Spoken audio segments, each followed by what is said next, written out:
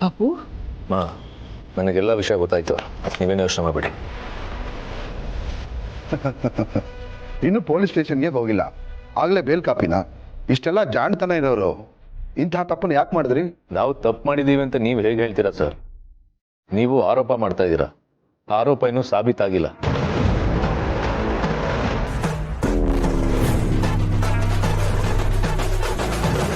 ಕೋರ್ಟಲ್ಲಿ ನಾವು ತಪ್ಪು ಮಾಡಿದ್ದೀವಿ ಅಂತ ಸಾಬೀತಾಗುವವರೆಗೂ ಈ ರೀತಿ ಜಡ್ಜ್ಮೆಂಟ್ ಕೊಡೋ ಹಾಗಿಲ್ಲ.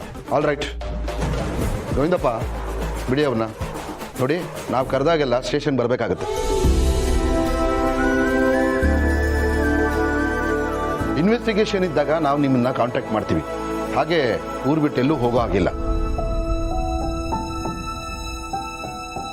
ನೋಡಿ, ಈ ರೀತಿ ಕೋರ್ಟು ಕೇಸು ಸ್ಟೇಷನ್ ಅಂತ ಅಲೆಯೋ ಬದಲು ಆ ಕಂಪ್ನಿ ಜೊತೆ ಮಾತಾಡಿ ಕಾಂಪ್ರಮೈಸ್ ಮಾಡ್ಕೊಳ್ಳಿ.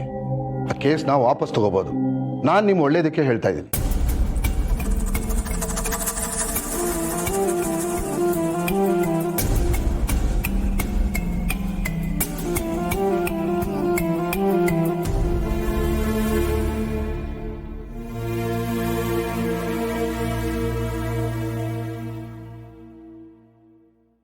ಸರಿಯಾದ ಸಮಯಕ್ಕೆ ಬಂದು ಅಭಿನು ಕಾಪಾಡಿದೆ ಸಮರ್ಥ.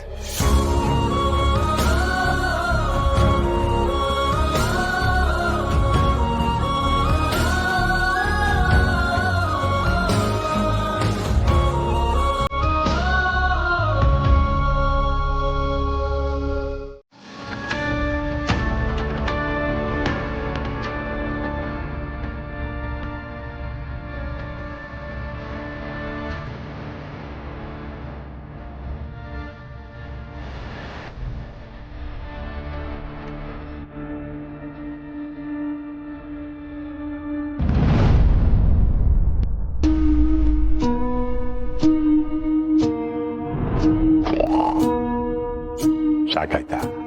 ಶಾಕ್ ಆಗ್ಲಿ ಅಂತಾನೆ ಪೆನ್ಸಿಲ್ ಕಿತ್ಕೊಂಡಿದ್ದು. ನಿನಗೆ ಮತ್ತೆ ಈ ಪೆನ್ಸಿಲ್ ಸಿಗಬೇಕು ಅಂದ್ರೆ ನಾನು ಹೇಳ್ದ ಹಾಗೆ ಕೇಳಬೇಕು. ಕೇಳ್ತೀಯಾ? ಸುಮ್ಮನೆ ಈ ರೀತಿ ಚಿತ್ರ ಬಟ್ ಟೈಮ್ ವೇಸ್ಟ್ ಮಾಡೋದ್ರ ಬದಲು ಆ ಆ ಇ ಈ ಆ ಆ ಈ ಕನ್ನಡದ ಅಕ್ಷರಮಾಲೆ ಕೇಳಿದ್ಯಲ್ಲ? ನಿನಗೆ ಗೊತ್ತಿರುತ್ತೆ. ರಾತ್ರಿ ಎಲ್ಲ ಒಬ್ಳೆ ಕೂತ್ಕೊಂಡು ಹಾಡು ಹೇಳಿ ಮನೆಯವ್ರನ್ನಲ್ಲೇ ಹೆದರಿಸ್ತೀಯಾ? ಅಷ್ಟು ಗೊತ್ತಿರಲ್ವಾ? ಅದನ್ನ ಬರೆದು ಅಭ್ಯಾಸ ಮಾಡ್ಕೋಬೇಕು. ನೋಡು, ಆ ಆ ತಗ ತಗ ತಿದ್ದು ತಿದ್ದು ಅದನ್ನ. ಇದೇನ್ ಮಾವ, ಅವ್ರ ಕೈಯಲ್ಲಿ ಯಾಕೆ ಆ ಈ ಎಲ್ಲ ತಿದ್ದಿಸ್ತಿದ್ದೀರಾ? ಅವ್ರೇನ್ ಚಿಕ್ಕ ಮಗುನ? ಏನ್ ಚಿಕ್ಕ ಮಕ್ಳ ಕಲ್ತ್ಕೋಬೇಕೇನಮ್ಮ? ಅವಳು ಸುಮ್ಮನೆ ಚಿತ್ರ ಬರೆದು ಪೇಪರು ಟೈಮು ವೇಸ್ಟ್ ಮಾಡೋದ್ರ ಬದಲು ಆ ಈನಾದ್ರೂ ಕಲ್ತ್ಕೊಳ್ಳಿ.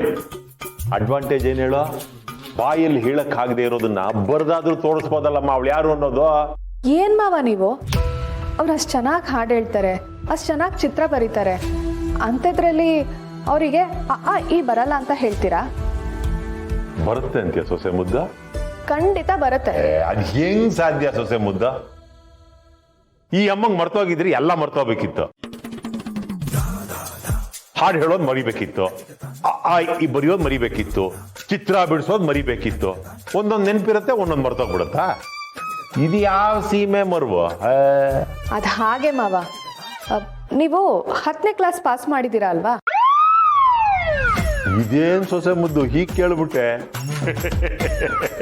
ನಮ್ ಇಡೀ ಸ್ಕೂಲಲ್ಲಿ ನಾನು ಒಬ್ನೇ SSLC ಎಕ್ಸಾಮ್ ಬರೆದು ಮೊದಲನೇ ಅಟೆಂಪ್ಟ್ ಅಲ್ಲೇ ಪಾಸ್ ಆಗಿದ್ದು ಆಗಿನ ಕಾಲಕ್ಕೆ.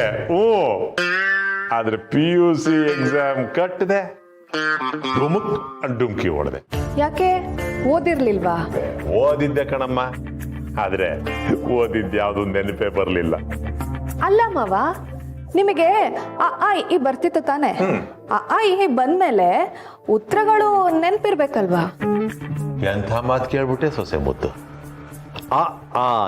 ಈ ಬಹಳ ಸುಲಭ ನೆನ್ಪಿಟ್ಕೊಳ್ಳೋಕ್ಕೆ, ಆದ್ರೆ ಉತ್ತರಗಳನ್ನ ನೆನ್ಪಿಟ್ಕೊಳ್ಳೋದು ಬಹಳ.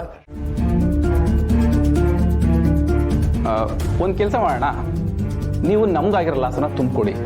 ನಾವು ಈ ಕೋರ್ಟು ಕೇಸು ಅಂತೆಲ್ಲ ಹೋಗಲ್ಲ, ನಮ್ಮ ಪಡಿ ನಾವು ಇದ್ಬಿಡ್ತೀವಿ. ಹೇಳಿ, ಈಗ ನಿಮ್ಗೆ ಎಷ್ಟು ಲಾಸ್ ಆಗಿದೆ? ಅಪ್ಪ ಏನಪ್ಪ ಇದೆಲ್ಲ? ನಾವ್ಯಾಕೆ ಅವ್ರ ಲಾಸ್ನ ತುಂಬಿಕೊಡ್ಬೇಕು? ನಾವು ಕೋರ್ಟ್ಗೆ ಹೋಗೋಣ. ಸಮರ್ಥ ಅವರೇ, ದಯವಿಟ್ಟು ಸುಮ್ಮನೆ ಇರಿ. ಕೋರ್ಟ್ಗೆ ಹೋದರೆ ಕೇಸ್ ವರ್ಷಾನುಗಟ್ಟಲೆ ಎಳ್ದಾಡುತ್ತೆ. ಅಲ್ಲಿವರೆಗೂ ಕಂಪ್ನಿ ಲಾಕ್ಔಟ್ ಆಗುತ್ತೆ. ಎಲ್ಲ ಎಂಪ್ಲಾಯೀಸು ಬೀದಿಗೆ ಬರ್ತಾರೆ. ಓಕೆ, ಈಗ ನಿಮ್ಗಾಗಿರೋ ನಷ್ಟ ಎಷ್ಟು ಅಂತ ಹೇಳಿ, ನಾವು ಅದನ್ನು ತುಂಬಿಕೊಡೋದಕ್ಕೆ ಎಲ್ಲ ಪ್ರಯತ್ನ ಪಡ್ತೀವಿ. ಸರಿ, ಹಾಗೆ ಆಗಲಿ. ನಿಮಗೆ ನಾನು 1 ವಾರ ಟೈಮ್ ಕೊಡ್ತೀನಿ. ಅಷ್ಟರಲ್ಲಿ ನೀವು 150 ಕೋಟಿನ ನಮ್ಮ ಕಂಪನಿ ಹೆಸರಲ್ಲಿ ಕಾಂಪನ್ಸೇಷನ್ ಅಂತ ಕೊಡಬೇಕು.